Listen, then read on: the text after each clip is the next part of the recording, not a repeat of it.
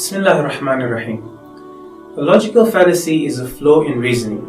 Fallacies are like tricks or illusions of thought, and are often quite sneakily used by people in power, like politicians and the media, to fool the people. Now, there are many different types of logical fallacies. In this short series, we'll just go through a few of them to make sure when the people around us are trying to prove something, we know when they're being genuine and when they're just trying to pull one up our sleeves. The first fallacy, which is very commonly used, is called the Strawman Fallacy. Now, the Strawman Fallacy is when a person misrepresents their opponent's argument to make it easier to attack.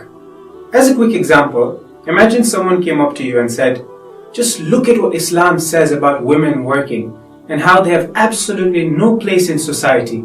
Instead, they should be locked up in their houses and serving their husbands. Islam is such an oppressive religion, it gives no rights to women." Okay, now let's pause here for a second. Let's rewind back to the very first thing the person said. Whoever said Islam says women have absolutely no place in society?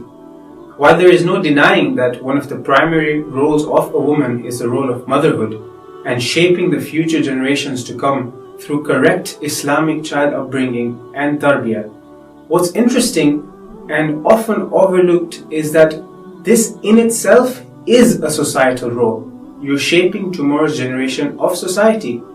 But in fact, not only does Islam advocate societal roles for women in this sense, rather in certain circumstances it even becomes wajib for a woman to take up roles in society. So for example, there are certain professions that only a woman can take up, like being a radiologist who takes sonographies for pregnant women, for example. Or for example, women counselors for the sisters in our communities. These are just a few examples of roles that Islam advocates for women.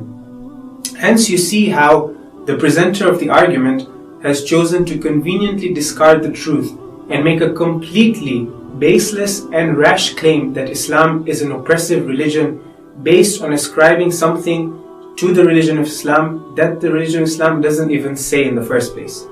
It's like, imagine there's a crowd of people having a debate around two guys. So these two guys are having a debate.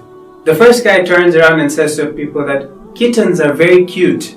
But before he can even say something else, the second guy turns around to the crowd and says, "Look at this horrible, horrible person. What he's trying to say is that puppies are in fact ugly and pathetic." To which the crowd now starts booing the first person.